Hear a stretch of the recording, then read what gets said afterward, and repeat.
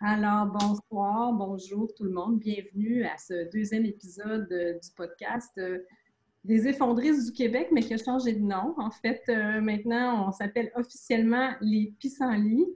Et on trouve ça super rigolo parce que depuis le depuis l'automne passé, qu'on brainstorm sur ce projet de podcast-là, puis qu'on se creuse les méninges pour trouver un nom, tu sais, puis vous n'avez pas idée de la liste de noms qu'on a mis sur notre liste de brainstorming. On était à des années-lumière de mes pissenlits.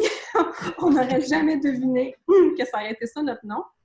Et en fait, pour ceux qui ont écouté le premier épisode, vous avez compris d'où vient le nom. Finalement, il est apparu comme ça, pop! Et d'ailleurs, c'est toi, Noémie, qui a dit dans le commentaire sur le groupe Facebook, « Ah, ça ferait un beau nom pour le podcast! » Mais oui, absolument. Fait que voilà, merci Noémie et merci à Jean-François qui n'est pas arrivé avec nous encore. Je ne sais pas s'il va se joindre à nous d'avoir évoqué la notion de pissenlit. Mais enfin, bref, c'est ça, une plante mal aimée, mais pourtant super utile à plein de niveaux. Alors, c'est ça, on est des rebelles. Alors aujourd'hui, on a deux nouvelles personnes avec nous, donc Noémie et Guillaume. Super bienvenue.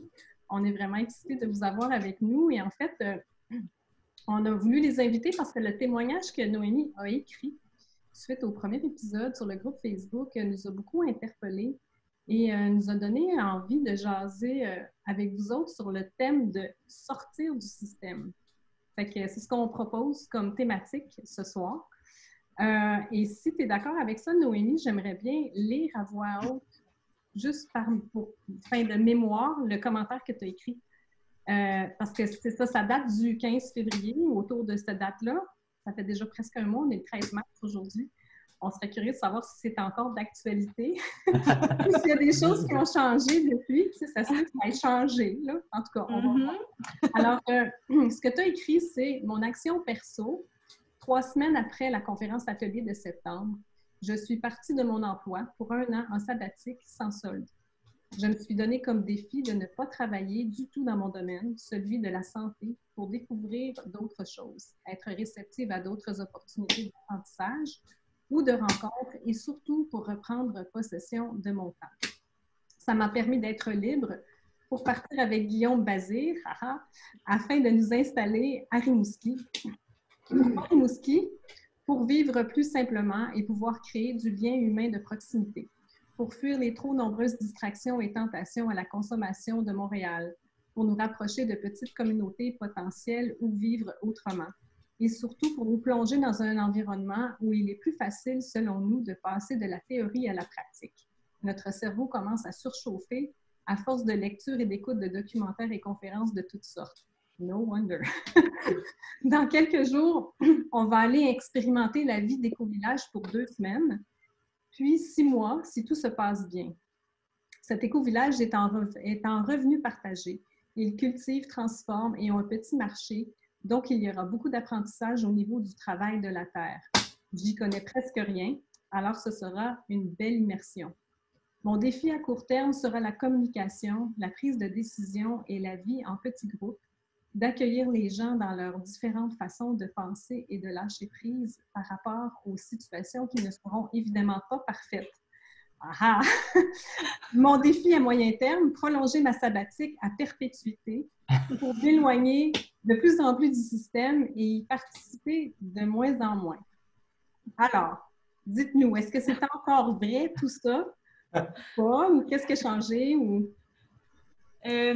Ben oui, c'est en grande majorité vrai encore tout ça, c'est encore d'actualité. Bon, par où commencer? Je suis toujours en sabbatique. Non. Non, c'est pas par là qu'il faut commencer. Non, c'est ça, mais t'es plus en sabbatique. Non, c'est ça, je suis plus en sabbatique. J'ai démissionné, en fait, officiellement de mon emploi à Montréal juste avant de partir pour l'éco-village. Donc, on s'est vraiment rendu à l'éco-village dont il était question. On a passé les 2 semaines là-bas. On a vu les défis de communication là-bas. Puis, ça a été super enrichissant par rapport à tout leur fonctionnement, finalement. Les prises de décision, les tâches à effectuer, comment eux, ils vivaient là-bas en revenus partagés, puis en dons de temps, finalement. Vraiment intéressant comme modèle. Puis, vraiment économique comme modèle. Ça nous a jamais coûté si peu cher de vivre. Voilà. Puis, finalement, on a décidé de revenir à Rimouski pour explorer finalement les avenues qui s'offraient à nous, puis prendre une décision un petit peu plus éclairée suite à cette expérience de 2 semaines-là pour le futur. Donc, on a fait un gros brainstorm, on s'est dressé une feuille avec les différents scénarios. Tu peux montrer, Guillaume. Attends, rapproche-le pour voir à quel point il y a d'écriture là-dessus. Donc, on a dressé une liste de toutes les possibilités d'avenir à court, moyen, long terme. Puis, on a dressé les pour, les contre, puis les scénarios possibles. Puis, ça nous a permis de prendre une décision logique selon nos expériences pour la suite. Donc, la sabbatique à perpétuité se poursuit officiellement. Puis, la sortie du système aussi. Donc, voilà. À long terme. À long terme, on va l'espérer. Je sais pas si tu veux rajouter. Tout dit. On peut arrêter le podcast, c'est bon. Non. On fait plus de détails, là. Ouais. Tu peux donner des détails, peut-être plus au jour le jour, je sais pas trop. Quels détails vous voulez plus? Ben en fait, moi, je serais curieuse de savoir ça a été quoi la conclusion de votre exercice de brainstorming. Qu'est-ce que vous allez faire? Non, c'est toi qui l'as bien fait, la découvrir, elle est là. La conclusion de notre brainstorming? Bon, alors, ce qu'on a fait, c'est qu'on a mis une petite échelle de temps qui va jusqu'au mois de août-septembre. Puis, on s'est dit qu'est-ce qu'on voulait faire. Donc, les premières actions qu'on va devoir faire, en fait, la décision qu'on a prise, c'est qu'on va construire une mini-maison sur remorque, dans le fond. Puis qu'une fois que cette mini-maison-là va être construite, on va continuer à faire le tour de d'autres projets de communautés parce que notre but, c'est d'être en communauté, mais idéalement en village ou ville vraiment transformé parce qu'on pense que les éco-villages à eux tout seuls, même s'il y a beaucoup de petits noyaux, il faut vraiment que ce soit plus gros que des communautés de dizaines de personnes. Donc, il faut que ça s'étende à des écosystèmes d'une 100, 200 personnes probablement. Hélène, elle en parlait souvent de la... Je me réjouis, mais je ne veux pas t'interrompre. Donc, voilà. Alors, les éco-villages permettent vraiment d'acquérir des connaissances que nous, on n'a pas en tant que citadins néo autre chose, finalement. Ouais, c'est... Donc, en faisant le tour de ces communautés-là, ça va nous permettre d'acquérir de la confiance, je pense, dans notre débrouillardise, puis d'être capable d'apporter plus aussi d'une place à l'autre, en tout cas, finalement. D'étudier les modèles et de savoir comment ils fonctionnent. Voilà. Donc, en gros, première étape, il va falloir qu'on se départisse d'énormément de matériel de notre appartement à Rimouski. Puis étudier quels éco-villages on aimerait aller voir. Bon, il y en a aux États-Unis qui sont plus anciens, donc on aimerait ça aller les voir. Parfois, ils ont jusqu'à 80-100 ans d'existence, donc ce serait intéressant d'aller voir ces modèles qui fonctionnent depuis un certain temps. Ensuite, construire la mini-maison. On a une super belle opportunité pour le faire parce qu'on a des amis qui ont un terrain avec comment ça s'appelle ça? Un atelier. Ouais. Un atelier, donc on va pouvoir s'installer là pour le construire. Ils vont même nous prêter une petite portion potentiellement pour se faire un petit potager. Donc, on va pouvoir apprendre un petit peu en même temps par nous-mêmes. On laisserait la mini-maison quelque part. Ensuite, on ferait notre tournée d'éco-village. Puis après ça, on verrait où on se stationne avec. Mais l'utilisation de l'atelier est faite par échange de services. Donc ça, c'est bien. C'est comme ça, on n'a pas de monnaie derrière ça. Et c'est vraiment, on l'aide, il nous aide, on s'entraide dans les connaissances et les compétences. Donc, vous faites du troc. C'est ça. C'est ça. OK, puis c'est quoi votre partie à vous dans l'échange? Je suis curieuse de savoir. Qu'est-ce que vous offrez? Alors, le couple qui a une maison et un grand terrain vont avoir des animaux, des agneaux, etc. Et donc, ils ont besoin d'adapter leur terrain pour ça. Ils veulent planter des noisetiers, ils veulent aussi faire un potager pour être le plus autonome, mais évidemment, ce ne sera jamais assez, juste pour un couple. Et donc, c'est ça, c'est adapter le terrain pour leur projet à eux. Donc, nous, on va les aider là-dedans. Ouais, c'est ça, faire des barrières. OK, fait que c'est vraiment, vous leur offrez de la main-d'œuvre ouvrière, puis ils vont vous coacher, ils vont vous montrer quoi faire, là. Ouais, exact. Vous allez être en apprentissage là-dessus aussi. Ouais, en plus, c'est ça. Okay. Par curiosité, moi, on se connaît vraiment pas beaucoup, là. Est-ce qu'on peut vous poser des questions un peu plus personnelles, à savoir, avant votre sortie du système, tu sais, Noémie, c'était quoi ton travail pour lequel tu as démissionné? Puis Guillaume, toi, c'était quoi ta situation professionnelle, si tu en avais une, là, avant de déménager à Rimouski? On peut-tu savoir ça? Juste voir d'où vous partiez, c'est quoi le saut quantique, finalement, que vous avez fait, là? Oui, donc moi, j'étais physiothérapeute dans un hôpital à Montréal. OK. Depuis longtemps? Depuis 9 ans. Donc, ça aurait été ma 10e année, là. Ouais. OK. Mais non! Wow! Avec une situation stable quand même, ouais, c'est un bon salaire. J'avais un poste qui est rendu quand même rare dans le domaine public en réadaptation. Donc, ça aurait été tentant de rester là, mais non, je vais laisser la chance aux jeunes physiothérapeutes qui veulent tant avoir un poste, puis ça fait mon affaire. Parce que il était temps que je change de mode de vie. Puis, moi, ça faisait 3 ans que j'avais une compagnie de design graphique. Et cette année, l'année dernière et cette année, ça commence vraiment à exploser. C'est en positif. Mais on passe toute la journée derrière l'ordinateur. Vu qu'on est des entrepreneurs, c'est ça. C'est avec 2 amis qu'on a commencé. Finalement, on est resté à 2 personnes. Et c'est ça, on est tout le temps derrière à gérer. Et on fait de l'overtime à l'infini. C'était avec une optique d'avoir des projets environnementaux ou sociaux avec un but orienté vers ça. Mais ça reste dans le système quand même. Ça reste qu'à un certain niveau, on le favorise, même si on aide des petites parties. Comme finalement, il y avait toujours quelque chose qui me faisait « Pourquoi je travaille tant et il n'y a pas tant de retour? » Et même si ça allait bien, même si ça allait augmenter, c'était la croissance aussi. Il faut croître, il faut avoir plus de monde. Donc, plus de monde, plus de contrats. Donc, des contrats peut-être qui sont moins éthiques. Et voilà, ça suffit. Alors, qu'est-ce que tu as fait? Tu as vendu tes parts à quelqu'un d'autre ou qu'est-ce qui est arrivé? J'ai laissé l'entreprise à mon ami. Il continue avec la même vision on peut dire éthique.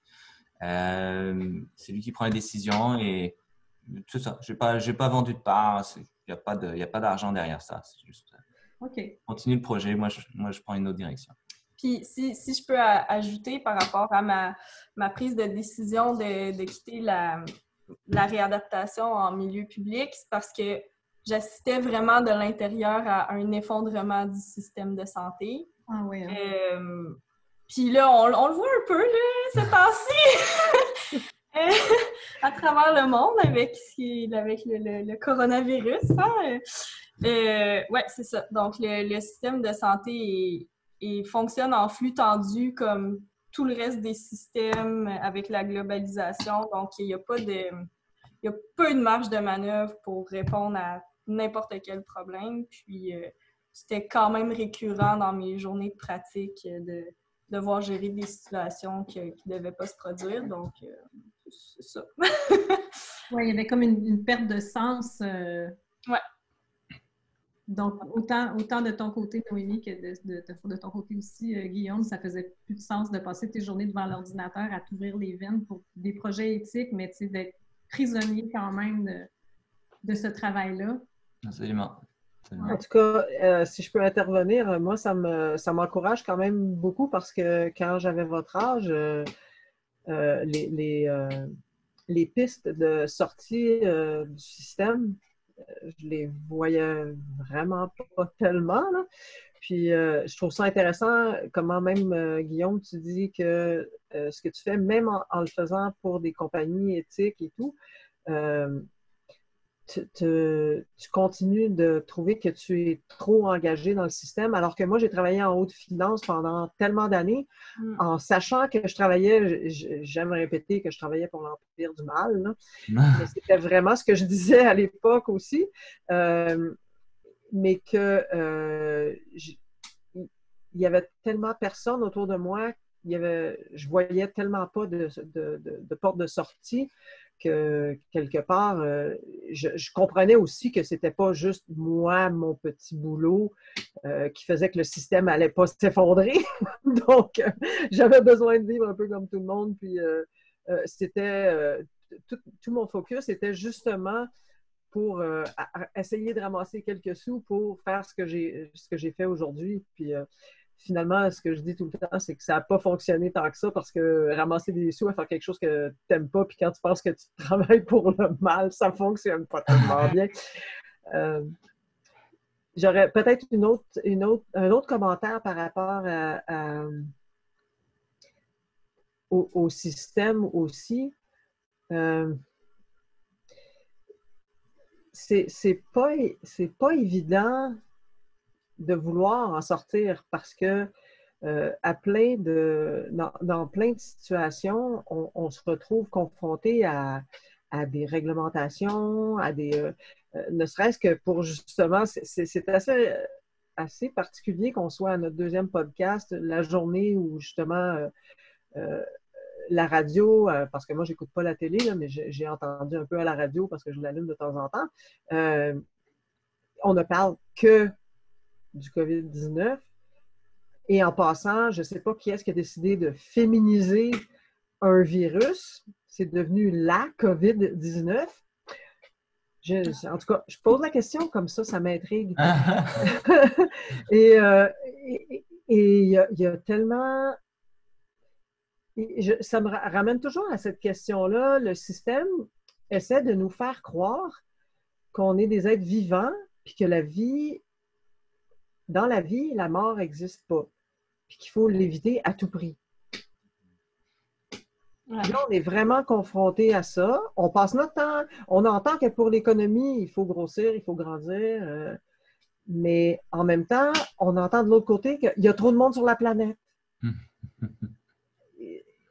Moi, j'écoute tout ça, puis rendu depuis le temps que j'écoute tout ça avec cette perspective de un peu qu'est-ce que c'est que ce système de fou. Il y a vraiment un double discours, puis il manipule le discours constamment pour influencer comment on va penser, comment on va agir, aller acheter du papier de toilette. Est-ce qu'il y a quelque chose de plus ridicule que d'acheter du papier de toilette? Ça fait combien de millénaires que les humains se torchent avec du papier de toilette? Je pense que ça fait même pas plusieurs centenaires. Donc, ouais, il y a des questions à se poser sérieusement. Puis, j'admire votre audace. Et je reconnais que c'est vraiment génial que maintenant, il y ait de plus en plus de jeunes qui osent, qui se lancent et qui font confiance, qui vont retomber sur leurs pieds. Merci beaucoup, d'ailleurs, d'avoir lancé la fin de semaine sur la collapsologie, parce que sans vous, on ne serait pas ici en train de faire ce podcast. C'est en sortant de cette fin de semaine-là que le podcast est né. Effectivement. Ouais. On est rouge un petit peu là. Ouais, c'est ça. Ouais, c'est correct, ça vous va bien, ça vous donne des belles couleurs.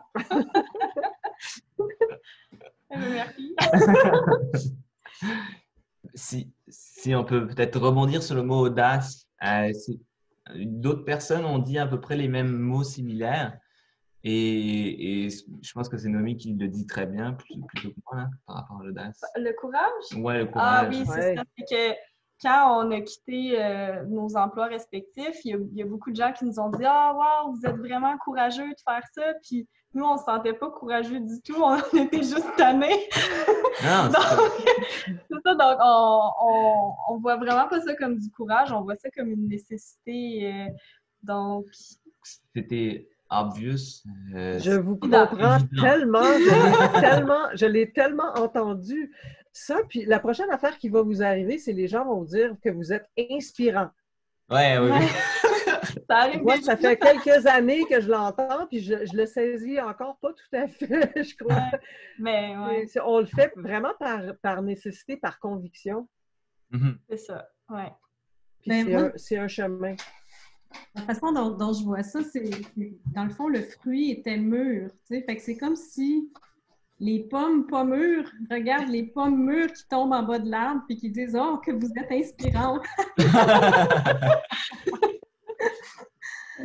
Mais dans le fond, vous avez mûri, tout simplement, puis c'était comme une évidence naturelle. Ça s'est fait naturellement pour vous. Il n'y a pas eu le cœur ne vous a pas débattu là, à ce point là, pour dire « Oh mon Dieu, on fait quelque chose de vraiment dangereux. » Oui, mais je pense qu'il ne faut quand même pas penser que c'est si facile. Ça prend une certaine audace.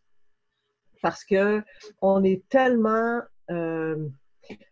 j'utilise toujours le mot formaté, là, mais on est tellement... C'est un peu une forme de lavage de cerveau sur ce qui est dangereux, puis ce qui est sécuritaire, puis de lâcher son emploi comme ça quand toute ta famille, quand tous tes amis te disent « Mais voyons donc, fais pas ça », ça prend quand même un certain courage, effectivement.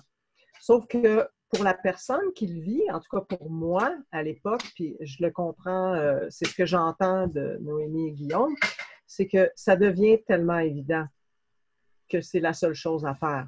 Puis quand les gens me demandent ben, comment vous avez fait pour le faire, mais c'est ça. C'est qu'il faut réfléchir. Il faut se mettre à réfléchir. Il faut se mettre à réfléchir pour soi-même. Il faut se mettre à réfléchir sur la situation, sur ce qu'on en pense, puis sur ce qu'on est capable de faire ici, maintenant. Puis faire ce pas-là quand c'est le pas qui nous convient, puis que c'est le moment de le faire. Puis ce qu'eux ont fait, c'est pas nécessairement ce que moi j'ai fait ou ce que toi tu vas faire ou ce que Sylvain va faire. Chacun, on a notre chemin. Puis on suit nos valeurs, on suit nos convictions, puis ça nous amène à prendre des décisions qui parfois peuvent sembler vraiment à contre-courant. Et ça peut être courageux, mais ça devient une évidence. Et pour réfléchir à ça, il faut du temps. Oui, c'est ça. Il faut prendre le temps, puis le système ne nous laisse pas de temps. Il nous occupe de toutes sortes de choses. C'est exactement ce que j'avais dans ma liste de thématiques que je souhaitais voir apparaître aujourd'hui. La question du temps, c'est tellement, à quelque part, précieux. Est-ce que vous pouvez nous en parler de ce que ça fait pour vous de vous être libéré de votre travail au niveau du temps? Ben oui. En fait, c'était une des raisons pour laquelle j'avais décidé de prendre mon année sabbatique, c'était de récupérer ce temps-là pour justement évaluer les possibilités, pour créer des liens avec des personnes significatives qui vont nous aider à cheminer, mais cheminer mutuellement, dans le fond. Puis, c'est ça, on se rend compte qu'un des plus gros problèmes de la société, c'est qu'ils n'ont pas de temps. Donc, leur temps est encastré dans le système. Puis, c'est une des choses qui fait que c'est si difficile d'en sortir. Notre temps est monopolisé par le système, puis le temps qui nous reste, ben il faut l'utiliser à vaquer à nos occupations principales ou juste se changer les idées parce qu'on a de la pression au travail, parce qu'on a une famille, des enfants, tout ça. Donc, ben, pas nous, mais bref, le temps, si les gens pouvaient vraiment le récupérer, puis j'espère qu'ils vont bien s'en servir pendant les 2 prochaines semaines. Oui! Au lieu de l'opportunité. C'est ça. Ben, ça ouvre les yeux, puis Ben, c'est ça, ça permet d'avoir un esprit plus critique par rapport à comment les choses fonctionnent. Et juste un petit peu avant ça, nous, on a eu l'opportunité de le faire, de prendre ce temps-là, de quitter la job, avoir un petit peu d'argent de côté, d'avoir des compétences extérieures. Mais quand tu as une famille, quand tu as des dettes, quand tu as des responsabilités et que sortir de ça, c'est vraiment très compréhensible de se dire, mais là, eux, s'ils y arrivent à sortir de ça, ils ont vraiment du courage et de l'audace. Et moi, j'aurais énormément de respect envers ces personnes-là qui sont d'une certaine manière bloquées. Mais pourtant, il y en a qui le font parce qu'ils ont une famille. Oui. Ici, ouais. Parce qu'il y a beaucoup de... J'ai jamais trouvé le terme français qui traduit le mot « homestead » en anglais, qui est une espèce de ferme familiale. C'est une espèce de retour à la terre que certaines personnes effectuent parce qu'ils ont des enfants. Ils vont se créer habituellement une petite entreprise familiale pour la communauté autour, donc produire que ce soit du fromage ou des agneaux ou des légumes, des trucs comme ça. Mais ça existe, puis en général, mais c'est vrai que ça demande encore plus de compétences et d'organisation parce que justement, les demandes sont énormes. D'où justement l'idée de la tribu. Puis pour moi, c'est vraiment un de mes thèmes. C'est mon thème chouchou en ce moment. C'est indispensable qu'on s'organise en... J'aime le mot tribu. Je trouve que ça dit ce que ça veut dire. C'est l'unité de base des humains et c'est sous cette forme-là qu'on doit fonctionner. Puis ça fait qu'il y a suffisamment de diversité pour que nos besoins de base et que les tâches nécessaires, parce que c'est même pas des tâches rendues là, mais je veux dire, il faut quand même avoir de l'eau, avoir de la nourriture, et que ça se fasse plus facilement. C'est vraiment, en tout cas pour moi, l'unité de base. Peut-être que dans un prochain podcast, on parlera plus de communauté, puis d'éco-village, puis de comment ça se passe, parce que j'ai certaines réserves maintenant par rapport à ça. Mais c'est pour ça que maintenant, j'utilise le mot tribu. Parce qu'une tribu, c'est vraiment plus diversifié pour moi qu'un éco-village. En fait, Sylvain, tu n'as pas parlé encore. Non, hein? Non, en fait, j'ai parlé avant que le podcast commence. Moi, j'avais une question, en fait, sans rentrer dans tous les détails, mais par rapport à votre expérience, justement, dans l'éco-village. C'est quoi les défis que vous avez vus? Tantôt, vous parliez un peu au niveau de la communication. Je serais curieux de connaître un petit peu plus votre expérience. Ça a été quoi les défis que vous avez pu observer là-bas, en communauté? Est-ce qu'on réserve ça pour le prochain podcast? Ou... Non. Le suspense est à son comble. Bon, on est allé, je ne sais pas si on peut donner les noms, les lieux. Ben, on va l'appeler l'éco-village. L'éco-village, c'est ça. On se crée un petit peu une image par rapport à ce qu'on lit, ce qu'on étudie, etc. Et que quand on va là-bas, l'image, la réalité est toujours un petit peu différente. Et la situation de cet éco-village-là est vraiment, comme l'expression, on l'a répété tellement de fois, cette expression, dans un creux de vague. Parce que finalement, les fondateurs, ils sont partis, il y en a qui comptent partir, il y en a peut-être qui comptent revenir. Il y a des nouveaux membres, mais qui sont un peu moins de leadership, qui ont moins de leadership. Est-ce que vous êtes encore là? Oui, oui, on est là. Oui, c'est bon. Et donc, on arrivait là où il y avait juste 3 personnes permanentes. Est-ce qu'on peut dire que c'est un éco-village à 3 personnes? Un éco-ménage. Un éco-ménage.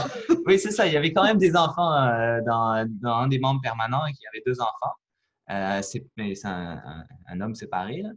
Ce qui était fun parce que tu vois aussi une dynamique un peu différente que des gens sensibilisés, tous adultes avec leur environnement. Avec des enfants, on dirait que tu es un peu groundé, je sais pas. C'est comme... C'est différent comme ambiance. Hein? Donc, ouais. Et en plus, entre ces personnes-là, deux personnes, il y a eu un conflit de non-dits ou de choses qui ont été accumulées et que ça a un petit peu éclaté pendant qu'on était là. Donc, pas beaucoup de monde. En plus, un conflit. Il y a un des membres qui est parti avec ses enfants, donc, pendant une semaine en vacances pour réfléchir, j'imagine. Donc, ouais, l'image qu'on s'est faite avant, qu'on arrive dedans, c'est super, la mentalité, la vision, les projets qu'ils ont. Et quand tu arrives là-bas, tu es comme « Oh shit! » Mais en fait, ça a été vraiment formateur en même temps d'arriver dans le creux de vague avec la situation conflictuelle parce que ça nous a montré que c'est jamais parfait. Puis de toute façon, ça nous a montré que c'est remédiable aussi. C'est ça. Puis on a vu vraiment le potentiel de la place, que ce soit au niveau de la terre, de leurs principes, parce qu'ils ont... Tout est par écrit. Donc, s'il arrive quelque chose, ils savent à quoi s'en tenir. Puis, c'est ça, on voit le potentiel quand même à long terme de cet éco-village-là, mais on se rend compte que c'est pas facile de garder un noyau puis que des membres s'ajoutent graduellement. Il y a beaucoup de va-et-vient, il y a beaucoup de woofers qui viennent puis qui partent. Donc, c'est ça, c'était l'ambiance qu'il y avait, mais quand même, ce serait à refaire, on le referait parce qu'on a vraiment appris dans le fonctionnement de cet autre mode de vie-là. Ouais. OK. C'est quand même une belle expérience. Oui. Oui, puis il n'y a rien qui dit qu'on y retournera pas. C'est juste que, comme personne débutante, c'était quand même un plus gros défi de se dire « OK, c'est beau, on embarque dans ce creux de vague-là, mais il n'y a rien qui dit qu'on ne retournera pas faire un tour. » Exactement. Okay. Ouais. Et peut-être le fait des défis de garder les personnes dans ces éco-villages-là, c'est que le système fonctionne encore très bien. Et donc, il y a toujours un backup de je vais reprendre ma vie passée, mon emploi, je vais me faire de l'argent, je vais être dans mon appart, je vais être tranquille, plus personne à gérer, plus d'émotions. La charge émotionnelle. Exactement. Et c'est ça. C'est peut-être ça que le jour où il y aura l'effondrement ou après effondrement, vu qu'on sera un petit peu obligé de dealer avec les autres, voilà. Le repli sera plus difficile à ce moment-là. Oui, parce qu'effectivement, il y a tout un côté très romantique. En fait, comme vous dites, vous êtes arrivé là avec, en lisant, vous êtes fait une idée. Puis c'est ce que j'entends de plusieurs gens en fait, qui ont fait des séjours dans des éco-villages. On arrive tout le temps avec une vision un peu romancée de la chose. Puis les gens se rendent souvent compte que finalement, c'est un énorme... Ça prend du courage puis de l'audace pour aller dans un éco-village parce qu'il y a le fameux facteur humain qui amène... tout son lot de situations à gérer. Là. Cool. Mais le facteur humain, il est partout, en fait. Ouais. Et je pense que c'est l'un des plus gros défis de l'humanité, en fait. Partout, c'est vrai. C'est juste qu'avec le système dans lequel on vit, on a le luxe de s'isoler. Mais on se rend compte que c'est pas très autonome comme façon de vivre non plus, parce que après, on se bat pour des papiers de toilette.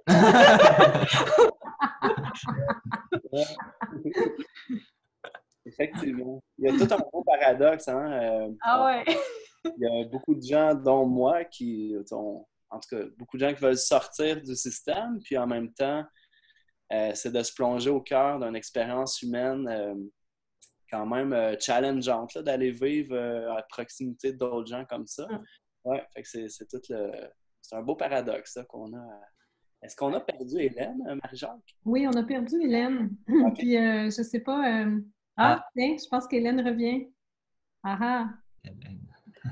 Le revoilà. Avec la belle température, on a eu un trou de connexion Internet.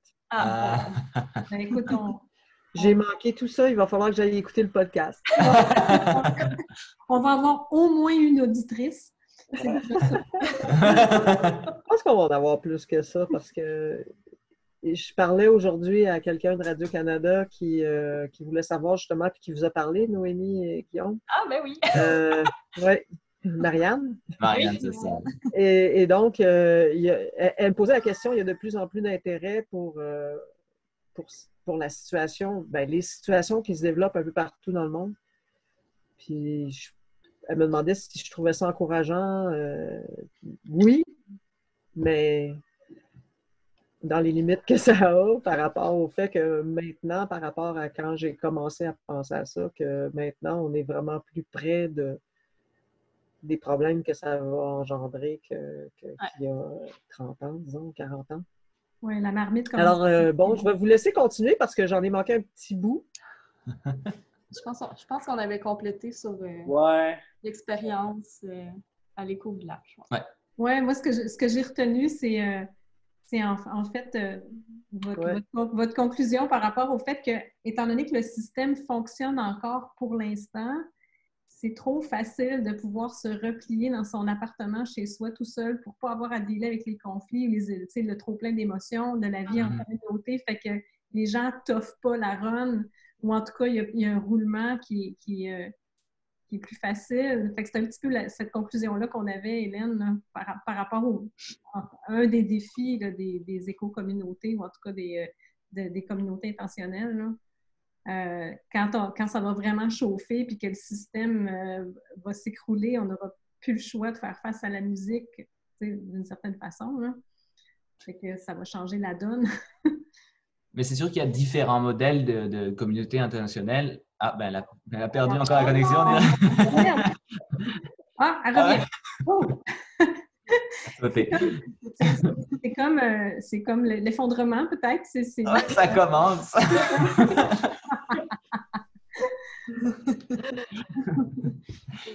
Oui, il y a différents modèles où il y a plus de partage, plus d'intimité, moins d'intimité. Et donc, ça peut correspondre à certaines personnalités aussi qui veulent plus être en contact avec les gens, et d'autres qui veulent vraiment avoir leur bulle.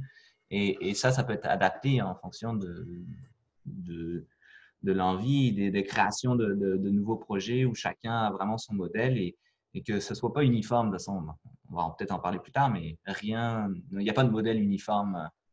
Non, je pense pas qu'il faille viser le modèle parfait. Là. C'est ça. C'est sûr qu'il va y avoir énormément d'essais-erreurs, puis il y a plein de trucs qui vont se planter, mais qui vont apporter des expériences puis des outils pour tranquillement aller vers un modèle qui soit le plus soutenable et résilient. Ouais, c'est ça. Mais c'est mieux de faire les erreurs avant que tout s'effondre. Oui. Est-ce qu'on va avoir le temps? Pendant qu'on a le temps, c'est ça. Ouais. Je pense aussi qu'il y a la question de... On ne sait pas sous quelle forme ça va se produire. Mm-hmm. Donc, on a beau vouloir se préparer à tout, c'est pas évident non plus. Mais c'est clair que vouloir subvenir à ses besoins de base en communauté, ça me semble la piste à suivre. Mm-hmm. Parce qu'à ce moment-là, on peut subvenir peut-être à des besoins d'autres personnes qui sont pas en communauté, il pourrait y avoir une sorte de transition ou d'entraide à ce moment-là. Oui. Si on arrive il y a l'exemple du masque en avion. Il faut d'abord mettre son masque avant de mettre le masque de quelqu'un d'autre, mais c'est pareil pour les besoins de base, je pense. Ouais. Il y a un autre mini-thème sur ma liste, moi, qui titille ma curiosité. Tu faisais mention dans ton commentaire, Noémie, sur Facebook, de fuir les tentations de la ville en termes de consommation. Donc, vous, en tant qu'ex-citadin, vous vous retrouvez à Rimouski, puis vous passez 2 semaines dans un éco-village. Vous avez vécu ça? Comment, ce changement culturel-là? Bien. Ouais, vraiment bien. C'est bon pour le porte-monnaie. En fait, étant donné qu'en même temps, on a récupéré notre temps, c'est vraiment plus facile de ne pas avoir besoin de consommer à tout bout de champ. Donc, des petits trucs niaiseux comme faire notre pain. Puis, kombucha. C'est ça. Hey, donc, là, c'est pas niaiseux faire son pain, c'est le fun. Oui, c'est le fun! C'est vraiment le fun. On en achète plus depuis qu'on en fait. Mais c'est ça, c'est qu'on a le temps d'apprendre à faire des trucs nous-mêmes. Donc, premièrement, ça nous prend du temps, mais c'est du temps le fun. Fait que, c'est ça, on a moins tendance à avoir envie de se faire servir son café tout fait dans une petite shop où ça va nous coûter vraiment cher pour avoir notre café vraiment trendy, là. C'est ça, c'est de sentir qu'on réussit à faire quelque chose. C'est niaiseux comme ça. Puis, c'est ça, à l'éco-village, ben là, ça avait un niveau supérieur parce que là, en plus, les légumes, c'est eux qui les avaient fait pousser. Donc, c'est encore plus intéressant. Puis là, c'est la partie qu'on n'a pas expérimentée parce que c'était pas mal l'hiver dans la baie des Chaleurs pendant qu'on est allé. Mais... Mais bientôt, vous allez boire votre café de gland de chêne. Oui, c'est ça. Donc, non, c'est ça, finalement, c'est que on oublie qu'on avait des activités desquelles on était quasiment dépendante à Montréal. Tu sais, ça ne nous passe plus vraiment par la tête. Il n'y a pas de manque, en fait. Non, c'est ça. C'est ça. Notre temps est mieux rempli. Bon, OK, des fois, on va manger des poutines. Ah! Vous avez la même maladie que nous! C'est la seule chose, je pense, qu'on a gardée du système, c'est la poutine. Ça doit être québécois. Pourtant, toi, Guillaume. Moi, je me suis bien imprégné là, de la culture québécoise, c'est bon. Là. Moi, ça fait des années que je dis à des amis qui me posent la question, tu sais, comment tu as fait, puis de lâcher ta job si tôt dans ta vie, puis tu sais, vraiment pas à l'âge de la retraite, parce que là, j'y arrive. Cette année, je vais avoir 60 ans. Mais je me tue à leur dire que ça coûte cher travailler. Ouais. Ça coûte extrêmement cher travailler. Vous allez vous rendre compte que non seulement vous avez plus de temps, mais vous avez plus d'argent dans vos poches, même si votre plan de retraite vous donne, je ne sais pas moi, 60% de votre salaire, il va vous rester quand même plus d'argent dans vos poches que quand vous travaillez. Puis, ils ne me croient pas toujours au début, mais je me souviens, entre autres, d'un exemple, une amie à qui j'ai dit ça. Puis elle se demandait si elle devait prendre sa retraite ou une demi-retraite ou tout ça. Puis après m'avoir parlé, elle a décidé de prendre sa retraite. Puis 2-3 mois après, elle m'est revenue puis elle m'a dit « C'est incroyable, je te croyais pas, mais je me suis lancée. Puis c'est plus que ce que j'aurais pensé vivre parce qu'effectivement, on n'a pas besoin de compenser pour tout ce tout le malaise. Puis aussi, il y a des coûts, que ce soit le déplacement, les vêtements. Parfois, certains jobs exigent qu'on soit habillé convenablement et non pas d'une friperie. Et non pas en coton ouaté. Tendance à ou avoir une tuque sur la tête. Mais en tout cas, bon. Fait il y a vraiment beaucoup de choses. Tu sais, quand tu fais à manger à la maison puis tu manges à la maison tout le temps, c'est pas pareil que d'aller tu sais, te faire des lunchs puis des sandwichs puis tout ça. C'est pas tout le monde qui fait ça tous les jours, là. Mais une fois que tu es retourné chez toi, là, c'est tellement moins onéreux de juste vivre. Mm-hmm. Fait que l'expression qui dit « le temps, c'est de l'argent », c'est vraiment ça, là. Ça, c'est une des vraies choses qu'on nous a dit. Mm-hmm. Voilà. Mais par rapport au temps et à cette transition de passer à travailler beaucoup, être dans l'effervescence de sortir, manger au restaurant, acheter des choses, des trucs comme ça, même si c'est écologique un peu, là. C'est peut-être différent pour toi, mais ça n'a pas été si facile. À un moment, après 2 semaines, j'étais chez moi et c'est sûr qu'en déménager, c'était moins avec des contacts humains, mais qu'est-ce que je fais? Je me sens mal, il faut que je sois productif, il faut que je fasse des choses, il faut que je sois toujours actif tout le temps, me faire et je devenais fou, je chantais un petit peu des trucs bizarres. Le chat avait beaucoup trop d'attention. Oh, chat. Pauvre chat. Ou au contraire, on ne sait pas. Ouais, je pense que c'est le contraire. Mais ça, c'est... Moi, ça fait 15 ans que j'habite ici puis que je suis pas mal à côté ou en tout cas pas complètement dans le système.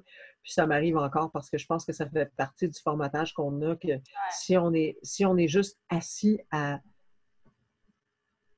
penser par nous-mêmes, c'est pas valable. Mhm. Il faut être actif, il faut être... Puis une des raisons que j'ai découvert, pourquoi on est aussi stressé, pourquoi on a les épaules toutes pognées comme ça, c'est que non seulement on pense qu'il faut être actif, mais en plus on pense qu'il faut avoir l'air actif, même quand on est brûlé puis qu'on n'est plus capable. Alors on est comme ça, on est stressé, puis on essaye au moins d'avoir l'air actif. En tout cas, c'est fou. C'est vraiment fou. Parce qu'il y a des paquets de gens que j'ai rencontrés, moi, qui foutaient rien, mais qui avaient l'air de bouger tout le temps, tout le temps, tout le temps, tout le temps. Ah, ben oui. Parce que, oui. Ouais. Il faut avoir l'air. Alors, en tout cas, on a une belle période de 2 semaines d'incubation pour plusieurs Québécois qui vont peut-être découvrir les vertus de prendre son temps, justement. Je trouve ça formidable présentement ce qui arrive pour ça. Oui, c'est une belle opportunité, en espérant qu'ils ne seront pas juste dans la peur. Ah, ben il y en a que ça va être ça, mais je pense qu'il y a Ouais. une partie qui vont peut-être découvrir que. Tout à fait. Ouais. Toi, Sylvain, tu vas en profiter, hein? Je pense que c'est toi, Sylvain, de toutes nous autres, pour qui ça va faire la plus grosse différence, en fait, ces 2 semaines-là, parce que toi, tu as vraiment un arrêt de travail là, à cause de ça. Là. Une quarantaine, moi, officiellement. Là. Ouais. J'étais en quarantaine, j'allais chercher ma copine à l'aéroport hier. Et puis, je travaille dans les écoles. Ben là, de toute façon, ils ont décidé aujourd'hui là, de... Ouais, pas d'école. Ouais, pas d'école pendant 2 semaines. Fait que de toute façon, j'aurais été arrêté. Mais là, je suis arrêté puis je dois rester à la maison les 2 prochaines semaines. Là. OK, fait mais que ça me fait pas.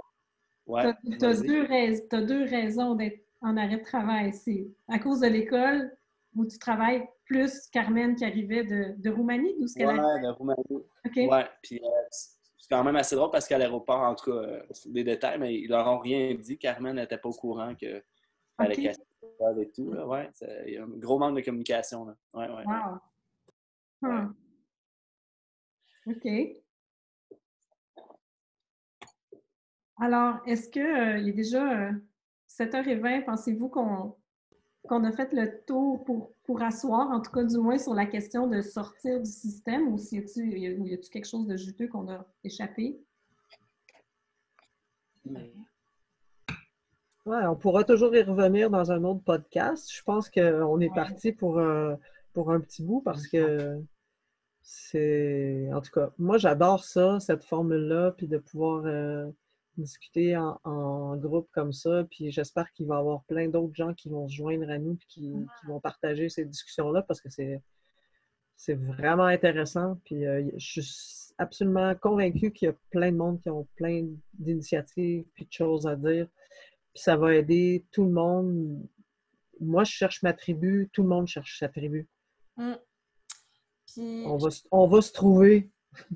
Ben oui, je trouverais ça super intéressant si, c'est une idée que je lance comme ça pour un éventuel podcast, mais si on allait chercher des personnes, là nous, ça donne qu'on est à Rimouski, mais c'est parce que, on vient de Montréal, mais aller chercher des personnes vraiment excentrées de Montréal pour un des podcasts, parce que, c'est ça, souvent, on entend qu'il y a des gens qui sont en collapso, mais vraiment à l'extérieur, puis qui se sentent moins rattachés au mouvement. Fait que, en tout cas, je lance ça. Tout le monde qui est ici ne sont pas des Montréalais en passant. Oui, c'est ce que je pensais. Ouais, OK. Mais, tu sais, Oui, c'est qu'on est les 3 de la Naudière, mais c'est sûr que ce serait intéressant d'aller chercher des gens de d'autres régions aussi du Québec. Ouais. Puis, mais ça va se faire naturellement. C'est ça. Ça va se faire organiquement. Il faut quand même laisser les choses se faire. On lance l'invitation. Tout à fait. Ça, s'il y a des personnes qui nous écoutent, là, qui se sentent visées, faites-nous signe. On va vous inviter. Ça va vraiment nous faire plaisir. Avais-tu une question à poser ou un petit... Oui. Un petit truc pour nos auditeurs. Oui, en fait, pour conclure cette question de la sortie du système, en fait, ça aurait été le fun peut-être pour nous trois. C'est sûr que là, Guillaume et Noémie nous ont parlé abondamment de leur plan de sortie du système. Ils sont déjà un pied sorti, l'autre pied va suivre bientôt. Mais ça serait peut-être, bon, toi, Hélène, tu en as parlé aussi beaucoup, mais moi puis Sylvain, on en a moins parlé. Nous autres, on est encore les deux pieds dedans, pas mal comme il faut, mais en quoi est-ce qu'on se considère déjà en partie peut-être sorti du système? Puis ça serait quoi peut-être notre prochaine action pour aller plus loin dans une sortie de système? Puis on inviterait les gens qui ont écouté le podcast à nous répondre à ces deux questions-là aussi en commentaire si ça vous tente, là. Juste pour partager les différents témoignages. En quoi on est sorti du système un peu, puis qu'est-ce qu'on peut faire prochainement comme petit pas. Je ne sais pas, Sylvain, si moi, je suis en questionnement au niveau de l'emploi. En fait, là, je ne suis vraiment pas arrivé à une conclusion. Fait que ça, c'est un sujet, mais à côté de ça, en fait, je suis en train de me bâtir, moi, dans la forêt. Je devrais terminer ça cet été. Ouais, mais tu sais, je le vois un peu comme ce qu'on appelle une petite base autonome durable, là, ce qu'on appelle une BAD. Fait que je travaille là-dessus présentement. Fait que je veux finir ça cet été. Et puis mon défi à très court terme, en fait, c'est de mettre les mains à la terre parce que ça fait... nous, on est à la campagne, là, dans la Nodière. Ça fait 5 ans qu'on habite ici. Et puis, on a un potager, mais c'est ma copine. C'est vraiment son projet. Puis cette année, ce que je disais, c'est que j'ai vraiment envie de m'y mettre. Je veux apprendre parce que pour l'instant, je la laisse runner ça. Je l'aide un petit peu, mais je ne m'y connais pas. J'ai vraiment envie de développer ces compétences-là. Ouais, apprendre à faire pousser, quoi mettre avec quoi et tout ça. Là. Fait que... à court terme, en fait, là, je viens d'aller acheter, il n'y a pas longtemps, j'étais allé acheter justement des petites serres pour partir les semis. Fait que là, je veux tout faire le processus avec elle. Puis concrètement, apprendre comment faire le potager. Puis on veut vraiment extensionner le potager cette année, beaucoup. Là. En fait, on veut peut-être doubler, même tripler la superficie qu'on a. Puis on a déjà quand même un bon carré. On a du terrain l'entour de la maison en masse pour le faire. Fait que c'est ça, court terme potager. Puis je finis ma petite construction en forêt. Puis c'est pas exclu, en fait, qu'éventuellement, on ferait peut-être le transfert, parce que présentement, ici, on loue la maison, qu'on ferait peut-être le transfert, aller essayer d'habiter, là, habiter un petit peu plus en nature. C'est ça pour moi. Très cool. Intéressant. Ouais. Intéressant. Pour ma part, j'ai beaucoup raisonné avec toute la discussion concernant le temps. Moi, je suis travailleur autonome, puis je me suis organisée dans les dernières années pour avoir le moins besoin de travailler possible. Donc, je n'ai pas de patron, c'est moi qui gère mon horaire. Je travaille beaucoup à distance avec l'outil dont on se sert en ce moment pour le podcast. Fait que moi, les 2 semaines prochaines, je vais travailler comme d'habitude parce que ça ne change pas mes activités, là. Mais je travaille vraiment à temps partiel. Donc, du temps, j'en ai quand même un peu pour prendre du recul puis réfléchir. Fait que dans ce sens-là, j'ai déjà un orteil en dehors du système. Maintenant, les prochaines actions, en fait, moi, comme projet, ce que j'ai pour cet été, c'est de m'inscrire à une formation qui est donnée avec l'Association forestière de la Naudière, qui va débuter au mois de, je crois que c'est à la fin juin, au début juillet. C'est sur l'identification et la cueillette de forestibles, donc finalement de plantes qui poussent dans la forêt, qui peuvent se manger. Et c'est ça, c'est une formation qui dure 1 an. Donc, je suis super excitée à l'idée de suivre ce cours-là. Puis, autre petit projet, ça va être d'aller faire 1 mois de woofing chez Hélène à la fin de l'été. Fait que, ça va être un bel été. Moi, je suis un peu comme un prof. Dans le fond, j'ai presque pas de travail pendant l'été. Fait que c'est merveilleux. Je vais pouvoir m'en servir à bon escient. Fait que c'est ça. C'est le fun. C'est des beaux projets. Hein? En fait, c'est cool de sortir du système. Franchement, là, on devrait tous faire ça tellement. Oui, ceux qui pensent que penser que l'effondrement s'en vient, c'est démoralisant. Pas forcément, hein? Non, c'est sur le coup, oui, il y a un deuil à faire, puis il y a une espèce de transition intérieure à faire, mais je pense qu'après ça, il y a vraiment plein de belles découvertes. Oui, on devient créatif puis on construit quelque chose de nouveau. Dans le fond, C'est ça. C'est vraiment comme vous disiez dans la fin de semaine, au mois de septembre, c'est construire la fin d'un monde pour en construire un nouveau. Donc, toute la question de la construction du nouveau monde, c'est quand même assez chouette, là. Ouais. Ouais. Fait qu'à partir du moment où on est volontaire puis on est content de laisser ce qui n'est pas bon, de le laisser de côté. Est-ce qu'on se choisit un mot comme on a fait pour l'autre podcast, qu'on avait choisi le mot pissenlit pour savoir si les gens avaient écouté jusqu'à la fin? Ça serait quoi notre mot à soir? Est-ce que vous avez une idée? Sortie? Ah oui, non. Non, C'est un petit peu trop collé sur le thème. Moi, j'avais pensé peut-être audace, je sais pas. Ah oui, audace. C'est bon. C'est un beau mot. Audace. Audace. Audace. On est d'accord? Sylvain, es-tu d'accord? Ouais, je suis d'accord. OK. Fait que ça va être... Donc, si vous nous avez écouté jusqu'ici, vous écrivez audace dans les commentaires. Ça va tellement nous faire plaisir. Puis, n'hésitez pas à nous partager vos plans de sortie de système. Plus qu'on en voit, plus que c'est le fun. Et puis, voilà. Je pense qu'on a fait le tour. Merci beaucoup. Merci. Oui, merci d'être venu. C'était super. Fait que, on se retrouve bientôt dans un podcast près de chez vous. Suivez les pissenlits. On revient bientôt. Bye. Bonne soirée. Bye. Bye bye.